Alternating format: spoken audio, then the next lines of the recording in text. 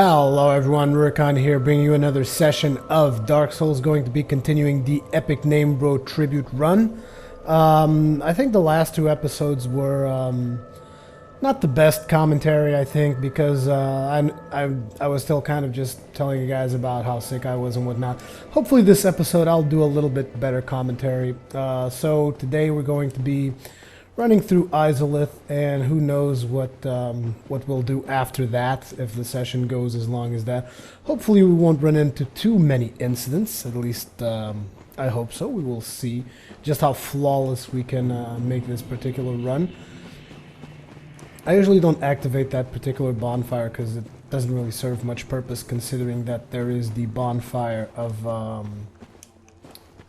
Oh, wait a second, I remember. I didn't actually kill the Ceaseless Discharge. Interesting. Usually when I come here, I always kill the Ceaseless Discharge, and I tend to do it the cheap way. And I'm not exactly sure how Yen B usually does it. I think he does it the cheap way as well. I mean, it's not really kind of fair anymore to call it a cheap way. It is. I've always thought of it as a cheap way, but I know that it is intended by the developers and whatnot, but I think that sometimes you just gotta kind of go with it and do things the proper way, so to speak. So this time around, I'm actually gonna try fighting him. I haven't really fought Ceaseless Discharge in a while, so I'm not exactly sure how this is gonna go. So we will see. Because, I mean, I've basically been doing it the cheap way, so to speak. But I've shown it the cheap way multiple times, and I haven't really shown the proper way to do it. And I think it should be interesting, because I really don't have any fire resistance. I'm pretty sure I'm going to get one shot if I get hit even once, regardless of blocking or not blocking. So yeah, I think it should be interesting. And, at the very least, it's going to give you guys a couple of death montages if things go wrong. Hello.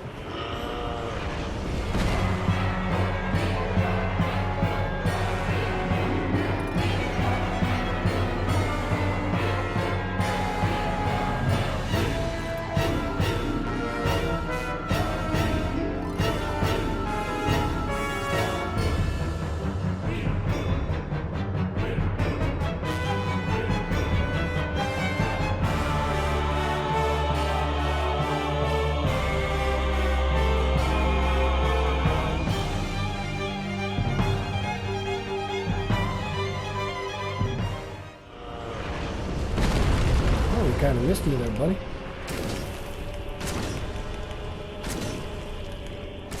Oh wow, I can get 4 hits in? That's kind of cheap. Wow, did they nerf him or something? I remember in the console he used to be a lot harder than this. Oh, he's moving. Wow, really? He has like no compensation if you start moving once the animation starts. I don't think you even need to dodge at this point. Oh!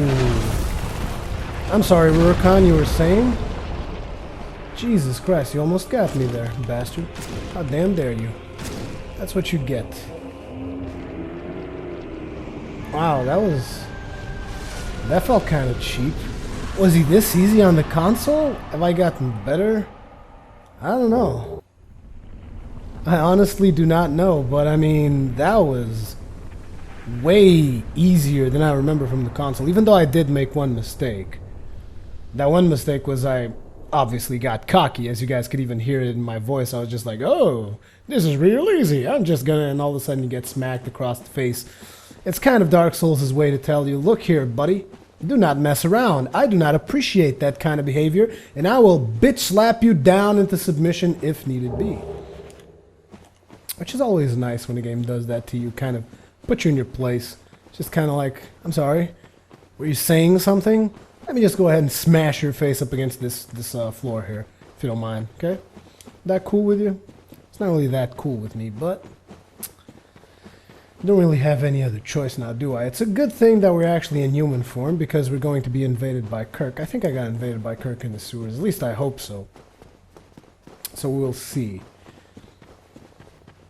So what have I been up to lately while we're just basically running through Demon Ruins? Well, lately I've been playing a lot of Guild Wars 2, Dark Souls, and Borderlands 2 as well. Me and Vex, as you guys have been watching in the channel, we've been playing quite a bit of Borderlands 2, and also now I'm dealing with the health issues that I told you guys about, so there is some time that I have to kind of take to do that kind of stuff as well. You guys have been extremely supportive, by the way. Thanks a lot. It's just been awesome because I make a video trying to talk about what's happening to me and whatnot, and a lot of you guys are like, oh, I've had similar stuff, and you guys make me cool suggestions, stuff like that. I really appreciate that. You guys have been really, really supportive, and it's just like, honestly, I couldn't be happier right now with the stuff I'm doing. I just wish, obviously, I mean, because I guess every YouTuber kind of wishes this in a way or another. Just kind of wish I was a little bit more successful with it, because I definitely, like I told you guys a whole bunch of times, I haven't reached the numbers that I need, not even close. But still, it brings me such joy that you guys have so much fun with my videos and whatnot, and it's just been really, really cool. It's just, I guess I'm just trying to say that it's awesome. I'm just trying to tell you guys that I really appreciate the stuff that you guys tell me in the comments, and it doesn't really go unnoticed, and I really just wanted you guys to know that. So we just got a Capra Demon here. I'm going to use the little shortcut that we have here.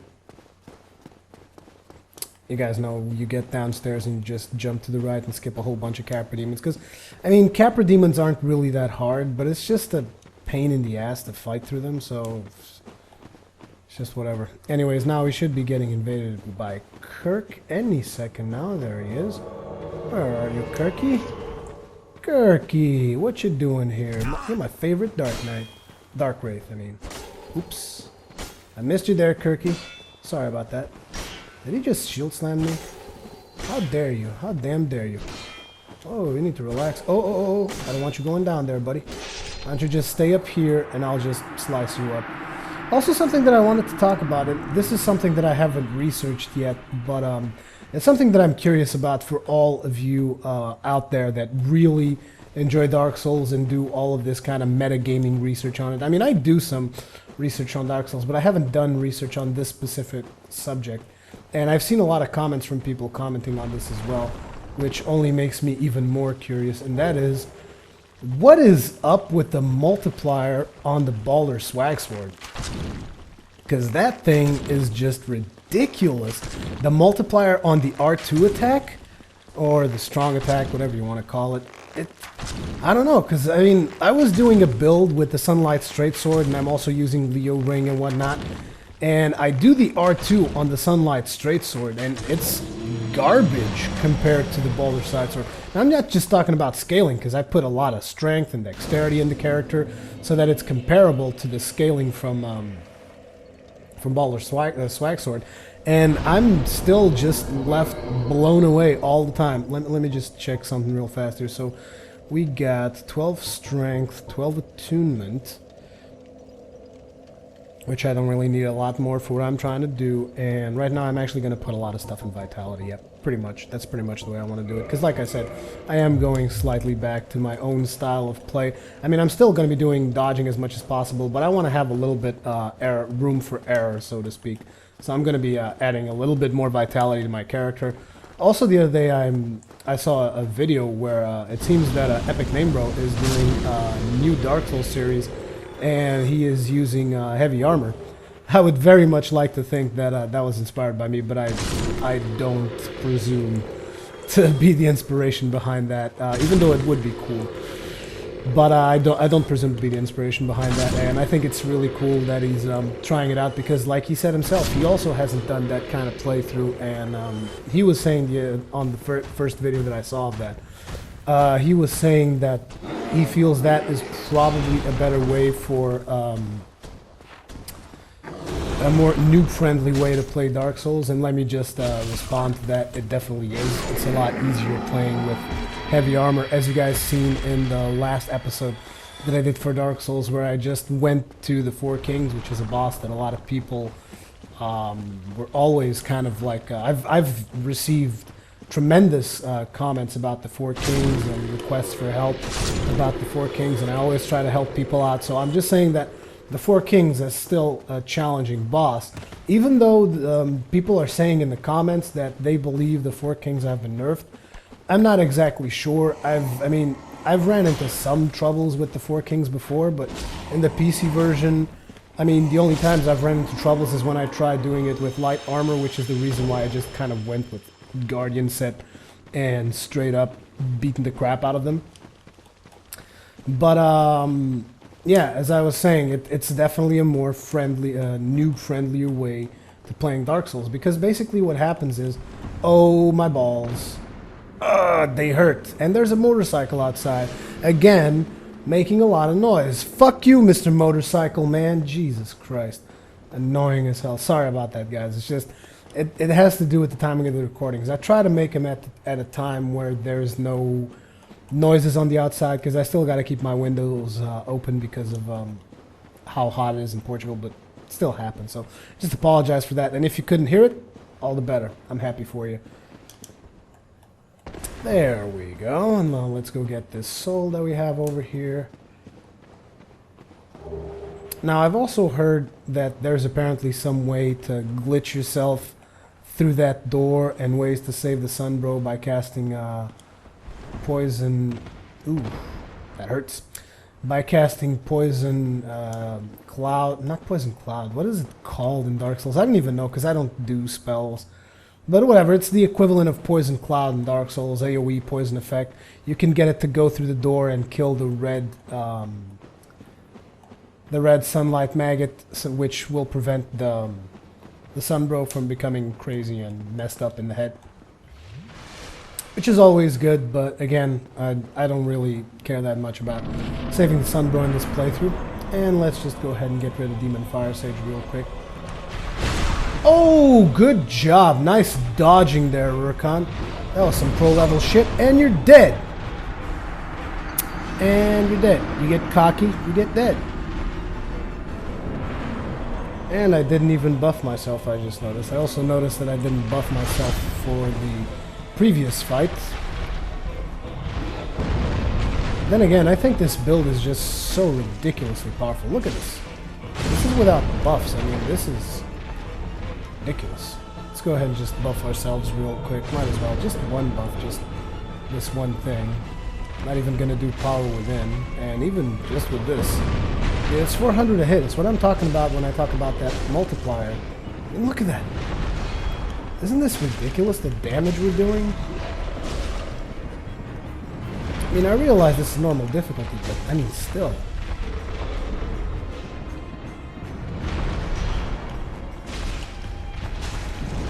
Oh my god. Whoa. I knew that was gonna hurt, bastard. Oh, fuck you too, then. Come here. There you go. That's what you get for killing me earlier, little bastard. How damn dare you? Damn dare you, good sir. I'll take your demon's catalyst. I don't really need it, but I'll take it anyways. Now let's go ahead and equip Pyromancy Flame, because for the next boss I will be using Power Within and just about everything on my arsenal here. Excuse me, sir. If you do not mind. This sword is just so good. I'm actually working on two builds right now, and I don't really want to reveal any of them, but one of them involves the Boulder Swag Sword. They're both kind of the same builds, only one stat really changes, but I mean, it has to do with me trying out two weapons, and one of them is the Baller Side Sword, and the other one's a different weapon. But my biggest fear is that it seems that I'm just going to have to cancel one of the builds, because, I mean, this piercing damage multiplier, I don't understand it, and it has this thing about it, which is about this particular weapon. This weapon has this thing, which is the fact that its R2 attack is ridiculously powerful. It is a lot more powerful. Like I said, I don't know what's up with the multiplier, and if you guys want to answer that in comments, I would really appreciate it. But I know there's definitely something up with this particular multiplier on this weapon when you do the R2 attack. And not only that, but you put the Leo ring on top of that, and it escalates even more. And the thing is that it seems that I can't find a weapon that really compares to it. It's just way too good. And on top of all that stuff, this particular attack, if you notice, it keeps you at a safe distance. I mean, just look at the reach. Actually, let me do it the other way around. Look at this reach. There's a lot of reach in this attack, and it keeps you at a safe distance, because when you hit an enemy, you get pushed slightly back, so you're almost always at a safe distance. So I understand now kind of why Marcus just kind of sticks with this weapon and swears by this weapon at all times. Can I level up, by the way? Pretty close, though. I'm not sure I should risk it being this close to level up, but... Oh yeah, something that we will probably need for this fight. We don't really need Chloranthy Ring, but... we could use either some fire resistance or some poise. I'm going to go with some poise. I also really like the fact of not wearing the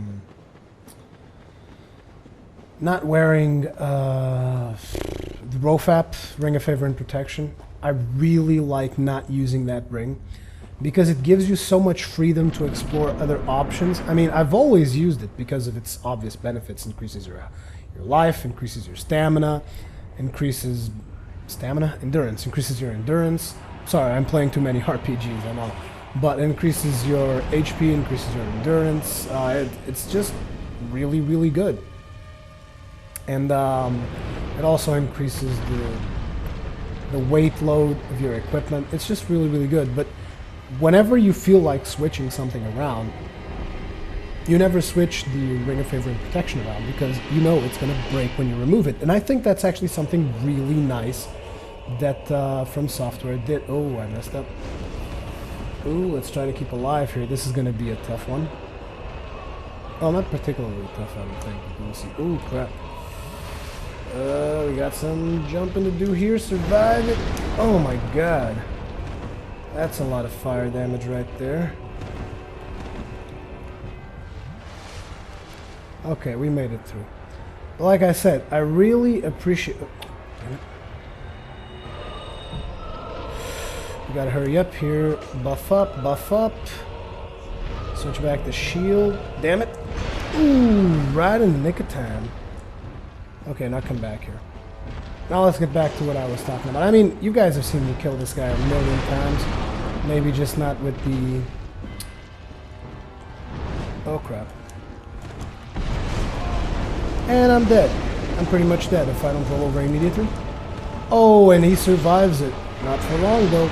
Ooh. And there he goes again. Oh, I'm failing so hard right now. There we go, excuse me. Let me just stab you here in the face a couple of times. Not really in the face, but in the feet. Works too. Ooh, that perfect dodge timing right there. And die, please. Thank you. That's very considerate of you. I'm not sure if you guys have seen all of my videos. I believe that I revealed previously that you could fight this guy over here. I'm not sure if everyone knows about it or not, but well, for those of you who didn't, now you know. And the more you know. But I was having this really deep discussion about the let me just switch this. What am I gonna do here? Poise? I'm thinking poise. Make sure I don't get my ass knocked back by those goddamn annoying torsos. Is torsos that they're called? Legs? Torsos? They shouldn't really be called torsos. What do people call those things? I don't know. The bottom section of the dragons that are ahead of us. But like I was saying, I was having this really deep and intelligence conversation about the Ring of Favor and Protection. Oh, Sunbro. Poor Sunbro. Hey Sunbro, how you doing? Let me just level up in your face a little bit here. A little bit of vitality to go along with our ridiculously kamikaze build. How you doing, Sunbro? How you doing there? Why? After all this searching, I still cannot find it. Why? Why? After all this searching, I still cannot find it. Oh yeah, and I've been breaking my own rule of being alive all the time. Because that is what ENB likes to do. He likes to run around alive all the time. So let's keep that tradition up, shall we? Now, as I was saying about the ROFAP, for the 5th or 6th or 7th time, I was saying that I think it's a really good thing that From Software did with Ring of Favorite Protection, because it is an amazing ring. I don't think anyone disputes that. It is a really, really good ring. It gives you some really, really good stats and whatnot. But it comes with a penalty. You cannot remove it. You cannot situationally adapt.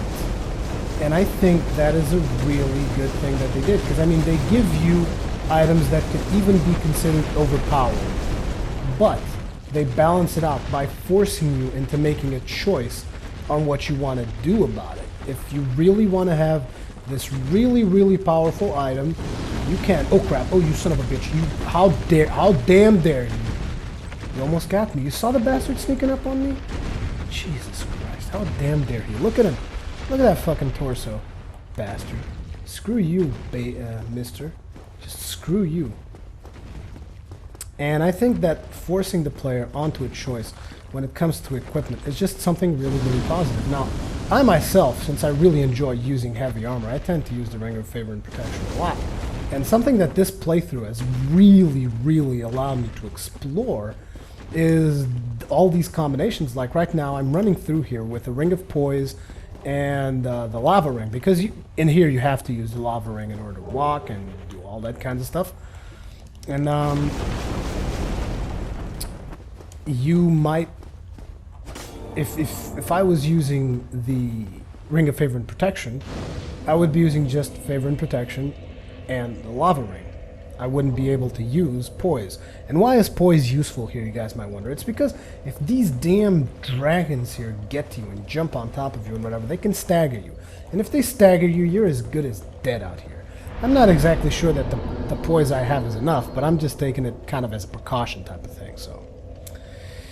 Yeah, anyways, maybe I should store some stuff, because, yeah, I got the Parrying Dagger, we got the Dark Silver Tracer, we got another Baller Side Sword that I didn't really do anything with. I was thinking about turning it into a Fire Sword, but, oh, why did I leave a Ricard's Rapier in here? 4-pronged plow, really? Composite bow, don't need that. Black Bow of Paris +5, we definitely need that.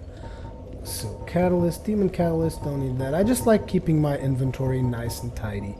We're gonna leave the Crass Crest Shield in there as well. And the Cleansing Shield is going to go away. Away you go. Anyways. Okay. I'm wondering if I should kindle this. I probably should. Considering that I'm alive and everything, I mean, I might as well. And kindle, kindle, kindle. La la la la la la la la.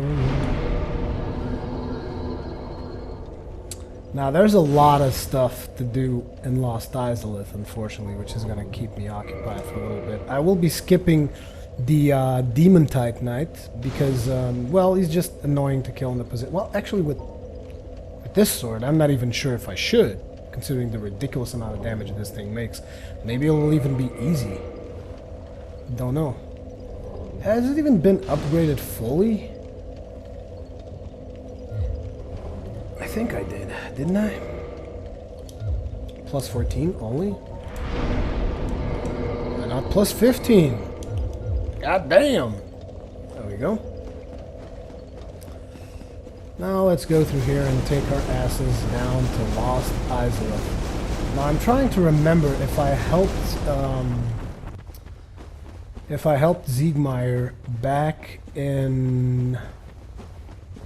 If I helped him back in Blighttown or not. And if I didn't, I might have to do a quick jump cut to make sure that I go and help him out in Blighttown and give him some moss. I mean, I realize that you guys, the audience, since you're watching this, and you guys probably paying a lot more attention, don't have to do as many projects as I do, but you guys probably already know the answer if I did help Siegmeyer out or not. But I honestly don't remember if I did or not. But I'm about to go ahead and find out. I like running through these things because they're just kind of a minor annoyance. They're not really a big deal. Also, when you run through here, make sure that you go in here and pick up a soul that's, you know, souls are useful. Now, let's go through this section. You can actually switch rings at this point. Whoa! You guys need to chillax there, buddies. Now, this guy, you do not want to attack him head-on. Attacking this guy head-on is just asking for trouble. So you go behind him, and if you really want to kill him, go ahead. Poke him twice. Damn, this sword is powerful. I love it. Love the crap out of this thing. Now then, let's switch rings here, shall we? I am going to be going with a Leo ring, which I definitely love. It is a lovely little ring, and I'm going to go with Chloranthy as well. Like I said, I really like the options of not having to use Rofat. Now, what we are going to do is switch to the Bow of Paris and shoot this chick right here and shoot her, shoot him. I don't know if it's a her or a him, but whatever it is, I'm going to shoot it in the face. If you'll excuse me, good sir. Right in the face. Thank you. Aw, why'd you have to move? Why couldn't you just stand still? Stop dodging me. You're going to annoy me. You're going to annoy me, and it's going to be harder for you. There you go. You're going to cast something? I don't think so. Nope, don't think so. Gonna try again? I'm Robin Hood, this motherfucker, damn it. Ooh, look at that. Pincushion neck. Good night, good sir. Good night. And I will be taking your catalyst. This is actually a pretty good catalyst. Once you reach about, I'm not sure if it's 32 or something intelligence. I did some research on it, but once you reach a certain level of intelligence, this is actually the catalyst you want to start using because it starts scaling better than the Ivory catalyst. The Ulasil catalyst, I mean, because Ulasil catalyst is really only useful because it doesn't scale and it gives you a high magic adjust. I believe that the Izalith catalyst is something you want to start using, I think, at around 32 intelligence. I don't want to commit to it, but that is what I think about it. Now, this is the catalyst of the Witch of Izalith of long ago, when her daughters were still flame witches, before they were engulfed by the chaos flame, before the birth of pyromancy. Their wands were mediums for sorcery, but knowledge of this flame sorcery has long since vanished, because it became pyromancy. So before pyromancy, they actually had a special sorcery. The flame sorcery. I was actually not aware of that. I'm not sure if you guys were, but I wasn't. I don't always read descriptions. The reason I'm reading descriptions of meaningful items is mostly because I'm trying to kind of mimic ENB a little bit. Give you guys a little bit of lore info. Oh! I'm sorry, Kurt. I'm sorry, I'm a scumbag. Die. Yeah, you have to apologize when you do stuff like this. I mean, you just kind of go up behind him. I mean, he is invading you, kind of, which kind of makes it okay. But still, it is kind of cheap. Once again, do not attack these guys from the front. Go up behind him, poke his ass twice, be done with it.